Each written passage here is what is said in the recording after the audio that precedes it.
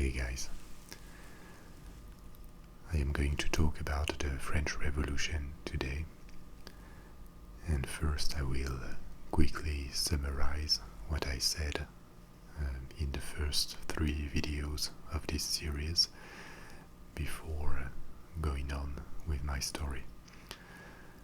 You won't need to watch the first 3 parts of the series to understand this one, but obviously if you wish to have more detail, you can find the first 3 videos on my channel. In the first video I talked about the various readings, the various interpretations of the revolution that existed and coexisted during the past 2 centuries. And in the second and third videos I started telling you about the situation of France before the revolution and what happened in the first month until the end of 1789. Today we will go from the end of 1789 to April 1792. To briefly summarize what I said before, I mentioned that the pre-revolutionary situation in France was characterized by a large crisis at various levels. There was an underlying opposition to the political and economic system of the ancient regime. There was a food crisis with bad harvests in the years prior to 1789, and there was a disastrous financial crisis with a state on the verge of bankruptcy. And this explained the convocation of the Estates Generals in 1789 by the king, Louis XVI. But from the start, the Estates Generals turned quite bad.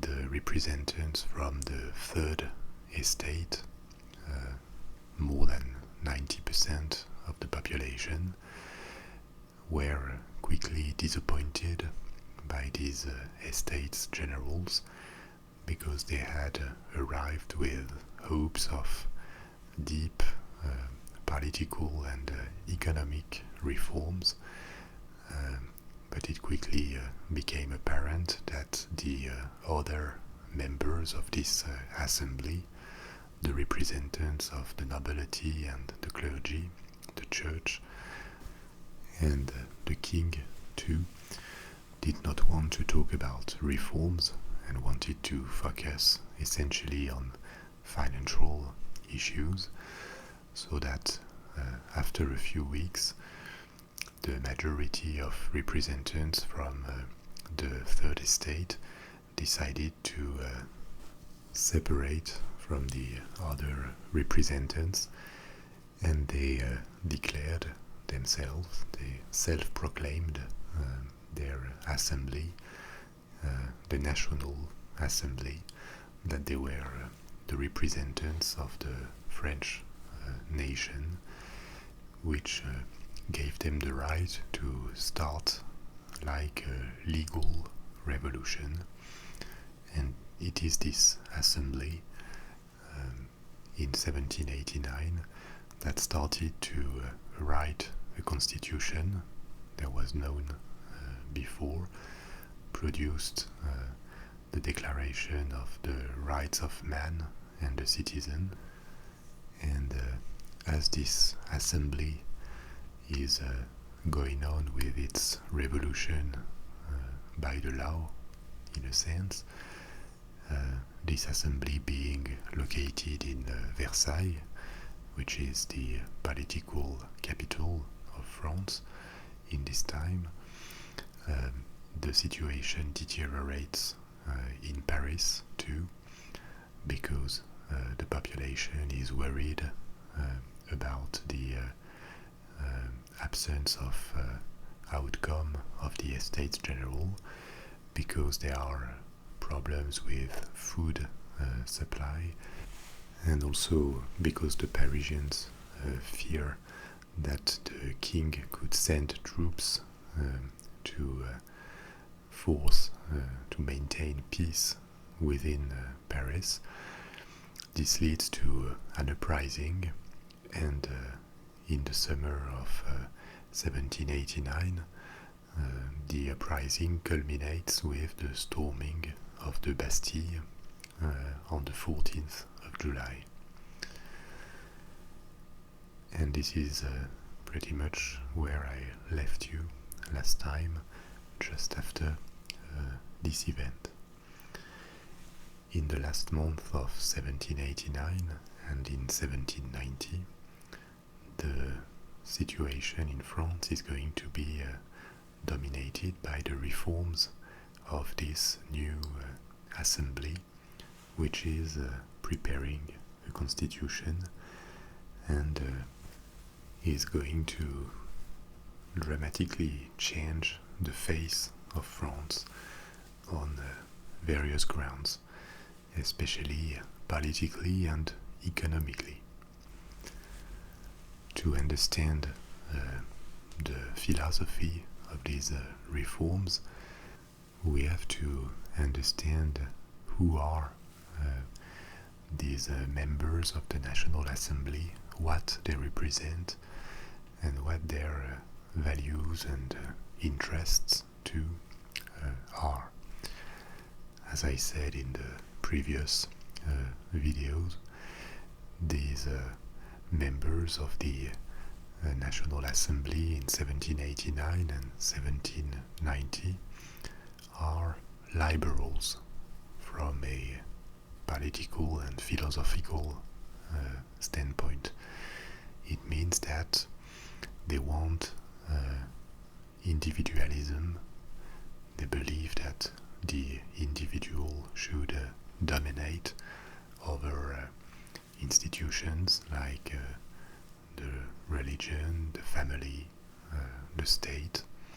In this sense, they are quite close to the American Revolution, and this is not surprising because both were inspired by the same philosophy of the Enlightenment. They are in favor of reason. They believe that reason should prevail over tradition when it comes to organizing the political system. Like for the American Constitution too, they believe in the balance of powers, the theory that was formulated by Montesquieu and various other British and French philosophers. So you have these values, these ideals that partly explain the reforms that are coming. But there is more to it. Under some aspects, they are men of their time too. And some of the reforms or some of their values could be judged still conservative to us. For example, they will not even discuss the possibility of giving the right to vote to women. They continue to represent a quite patriarchal kind of society. They are also inclined to edict universal values like the ones we have in the Declaration of the Rights of Man, but when it comes to applying them, there are limitations. For example, slavery is not going to be abolished. It it will be abolished by the revolution for some time, but only later, after a second revolution that I will discuss in the next video. And this is because these people have interests too. In the case of slavery, a good number of them have financial interests in the colonies, in the West Indies especially, and as the economy of these colonies is based on slavery, they are not even willing to discuss the abolition. But when it comes to the territory of France itself, their economic interest is also to destroy, to annihilate all these limitations that existed before to the development of their business, of their trade or their industry. And many of the economic reforms that they are going to make, this willing that they have to sanctify private property by writing it very explicitly in the Constitution or the Declaration of the Rights of Man. You remember, this is the second article of the Declaration, are a direct consequence to not only of their ideals but also of their economic interest. And an illustration too of this and of the limitations when it comes to applying the ideals is that they are not going to give the right to vote to everyone. They create two categories of citizens, the active and passive citizens, and in order to be an active citizen and receive the right to vote, to participate in the political life of the country, you need to pay taxes, and it is considered that your contribution, your economic contribution, gives you the right to take political decisions. So maybe men are born equals in right, but they don't remain equals long, since they need to be reasonably wealthy to be considered as active citizens. And to give you a few figures, the population of France in 1789 is 24 million inhabitants, approximately. This is by far the most populated country in Western Europe. This will be very important in the revolutionary wars that I will discuss in the next videos. Out of this, you have 50% women, so 12 million men, and taking out the ones who are too young or not registered, that leaves you 7.3 million potential citizens, out of which only 4.3 are going to be active citizens because they are wealthy enough, and 3 million passive citizens. So as you see, this is a liberal revolution in a sense, both politically and economically, but there are traces of the tradition, the patriarchal society, the economic interests of the members of the assembly too, and this is important to understand what they are going to do. reforms they put in place actually radically change France forever. And I would mention mainly three of them. The first one, which is very important, is a massive transfer of property from the church, the clergy, to the state, and from the state then to the population, because all the assets that belonged to the clergy are seized without indemnity and become property of the nation. They will be sold then to the people who have the means to buy them, and that means the bourgeoisie mainly.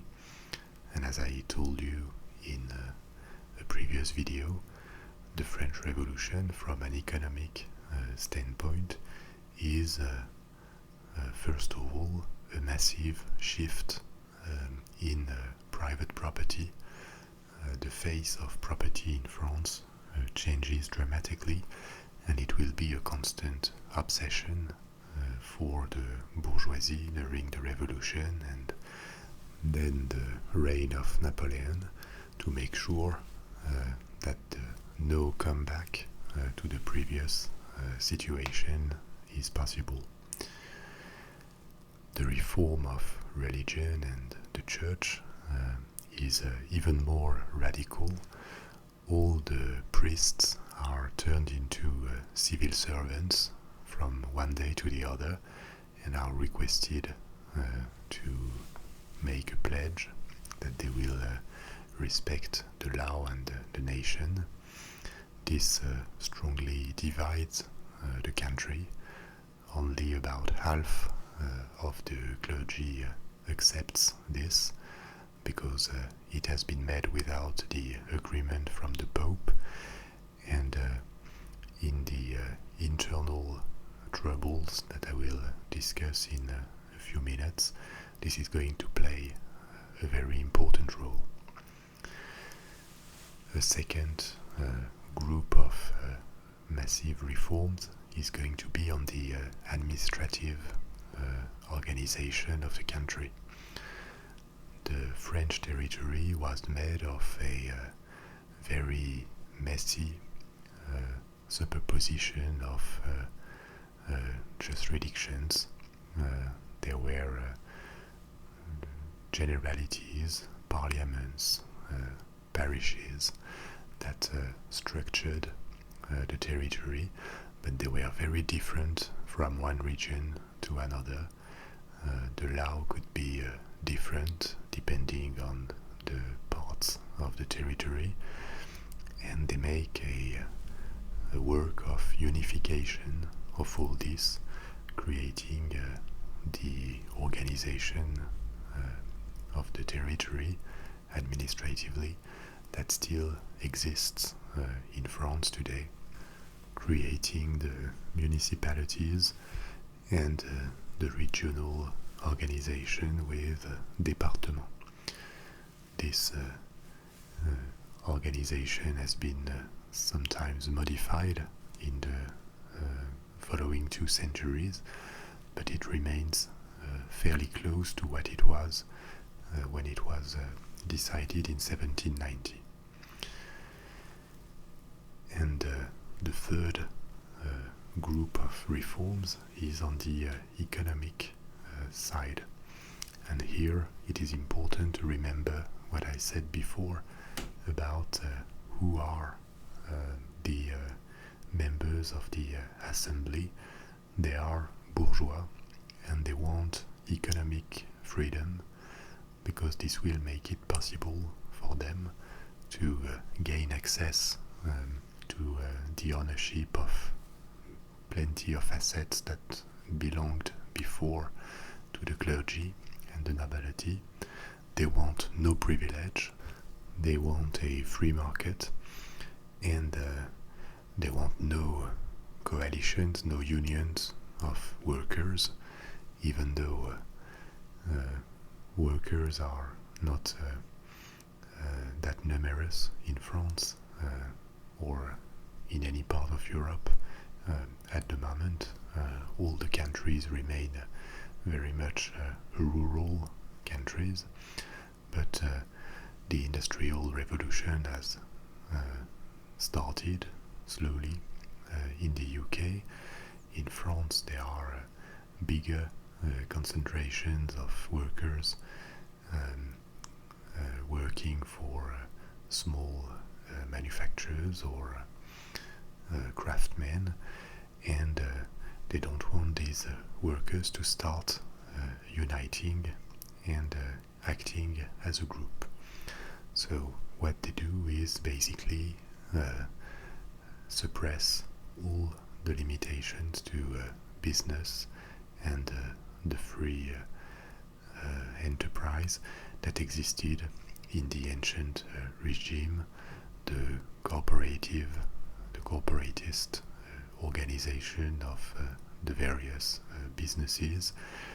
They make a law in 1791 that prevents and the death sentence is applied in case the law is not respected. Any union or coalition of workers, what we would call a trade union today. And this, as I said, reflects their vision of what society should be, both politically, socially, and economically. So we should not be either naive or cynical when looking at what they did.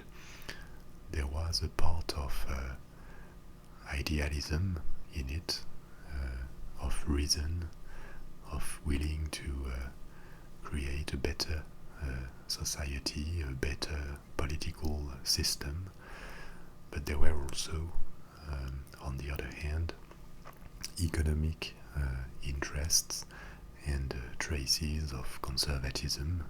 I mentioned the status of women, which is not going to be improved much through this revolutionary process now or later.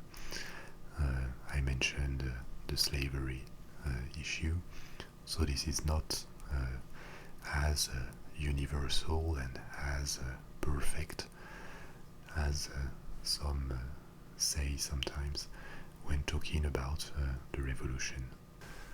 During all this period, France remains a monarchy, and actually it's only a tiny minority of people who think about changing that system and adapting another one like a republic, for example. But this is going to change quite a lot in 1791, because the King of France, who remains the head of the state and who sees his power dramatically reduced and checked with the constitution, but still his power are theoretically important, totally disapproves what is happening. But given his personality, he tends to hesitate, and given his absence of mean to retaliate, he is forced to accept the situation, or at least pretend that he does. For example, to commemorate the first anniversary of the storming of the Bastille, there is a big national party organized on the 14th of July 1790, and during this celebration the king and the queen have to swear fidelity to the new constitution and the nation, even though they totally disapprove what is happening. And this disapproval is going to lead to the organization of a disastrous attempt to escape from France in June 1791. So the revolution started almost 2 years ago now, and France is now a constitutional monarchy. Louis XVI and Marie-Antoinette, with their family, try to discreetly escape from France, from Paris, and go abroad, hoping that they will be able to return later with foreign armies that would put them back on the throne with their ancient prerogatives. But unfortunately for them, they are identified close to a town called Varennes in the east of France before crossing the frontier. They are arrested and brought back to Paris. This ridiculous event would have disastrous consequences for the monarchy, because the figure of the king was still fairly well respected until this episode, and there was no strong opposition to the monarchy in France. But this would divide the population strongly between people who lost confidence in the king and others who generally understand that Louis XVI is never going to accept the revolution, but want to finish the revolution, especially the moderates, because they obtained what they wanted. The legal, economic, political system has been changed, and now they want to stabilize things and return to a peaceful situation. And in the first month of 1791, and even more after this attempt to escape in June 1791, the tension is mounting in France, because the revolution feels increasingly threatened.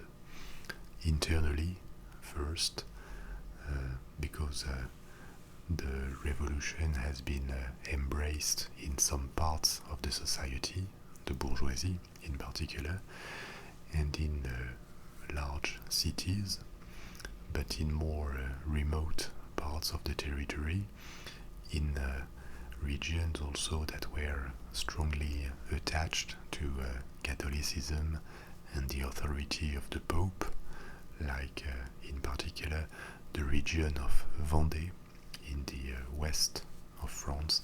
I will talk about that also in the next video when I talk about the terror in 1793. There is a fierce rejection of the revolution, and a mounting fear that a counter-revolution could take place, especially when you know that your own king rejects the political system. And there are also the perception of external threats, because many nobles have emigrated. Some have gone to England, others to the Netherlands, but many, the majority, has gone to Germany, near the frontier, and the one thing they hope for is that the revolution is going to collapse and they will be able to return. And they are trying to turn other sovereigns against France, and other sovereigns like the king of Prussia and the Emperor of Austria, which are the two other relevant land powers on the continent beside France, are also concerned with the situation in France. This will lead 2 months after the Varennes episode, the attempt to escape by the king, to a declaration made by the two sovereigns of Austria and Prussia, warning revolutionary France not to go too far or to touch the king. And this will only infuriate even more the public opinion in France, making it feel threatened by these foreign powers. The foreign powers, in reality, Austria and Prussia, are not really interested in making a war with France, at least for now, because they are busy sharing the territory of Poland at this moment. There has been several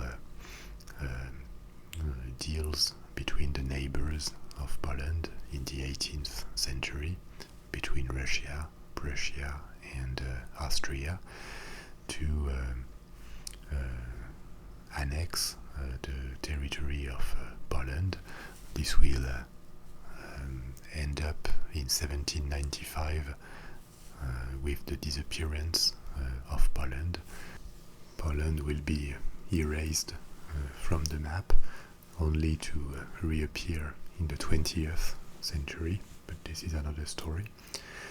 And so this, as they are busy looking east to Poland, they'd rather avoid an immediate conflict with France.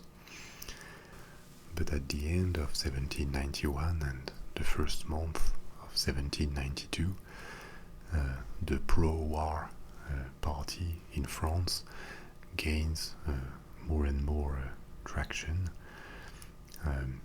People who believe that the revolution should be exported to other countries, who feel that they are threatened by Austria and Prussia, even England maybe, and believe that whatever they do, a war is going to happen at some point. About that they were probably right, so they prefer to take the initiative. And also for economic reasons, once again, there is also always cynicism in every political decision of such importance. The state is again in a tricky financial situation, and the idea of making campaigns abroad to seize more assets and more assets that could be turned into national assets and then sold to fund the state, it looks attractive. There are opponents to the war too, people who believe that the revolution should focus on internal enemies first before going to war outside, or who believe that the revolution should be a pacific event. But nevertheless, the pro-war party is stronger. The king, importantly, also wants the war because he hopes that France is going to lose it and that his power will be restored.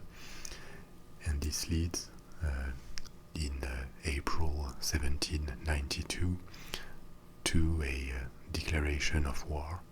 The Kingdom of France declares war on Austria. But at this moment, in April 1792, nobody could have imagined that this war is going to last for 23 years.